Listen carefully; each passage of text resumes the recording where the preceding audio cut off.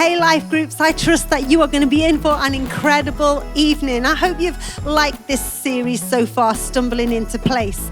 And Sunday just gone, I began to talk about the game of life and how it relates to real life. Because real life, just like the game of life, it's about the choices that we make. And though we choose the choices, we can't determine the outcome, because all along life there are unforeseen obstacles, circumstances, problems that we come up against. And so one of the things that we were looking at is that how God says that He has a plan for your life, that He planned your life and purposed what you would do in it even before you were born. That God had you as an idea in His mind. Remember, you are not a mistake. You are not forgotten about. You are not overlooked, but God had a plan. And then He wrapped flesh around that plan, and that is you. And He's put desires in your heart. So the things that you desire are quite often in line with the purpose that He has for you. And the idea is that as we go through life making our plans, that we have got to be aware to the leading of the Holy Spirit. And we all know what that feels like, right? When we make a decision and it isn't the wisest decision, or we're going to do something, go somewhere, say something, and something inside just doesn't feel quite right. We have got to be mindful that that is a little tug from the Holy Spirit saying, although your plans are right, those steps are not.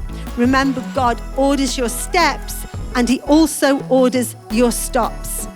God spoke to the prophet Jeremiah and said, "For I know the plans that I have for you," but He never once said, "You know the plans that I have for you."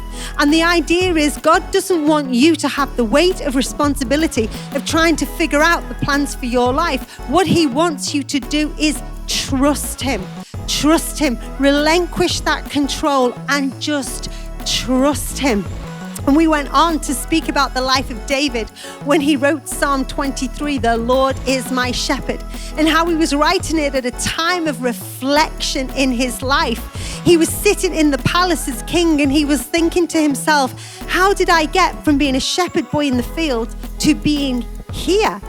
And then he comes to the conclusion, the only thing that I can think of is that there has been one who's had foresight over my life that I did not have, that's had wisdom in my life that I could not see. The Lord has been my shepherd. As I led the sheep, so God has led me. As I protected the sheep, so God has protected me. As I fed the sheep, so God has fed me. As I defended the sheep, my God has defended me. He sits in his palace and he says, I don't know as a shepherd boy how I got from being in the field to being on the throne. He says, this is a mystery. The only thing I did with my life is I wholeheartedly pursued God all the days of my life. And God's plan outworked for me. And I want to encourage you today, as you begin some conversation around this very topic, you do not have to strive and stress and struggle and carry the weight of knowing what God's plan is for your life. Just keep pursuing God. Keep reading His word. Keep turning up to life group. Keep coming to church. Keep putting Him first in all that you do, and His plan will outwork in your life for you. And remember, it doesn't matter who gets there before you. It doesn't matter who looks like they're being more successful than you. If God has made a plan for your life and it's got your name on it, no one can take that plan from you. Have an absolutely fantastic evening, and we can't wait to see you on Sunday.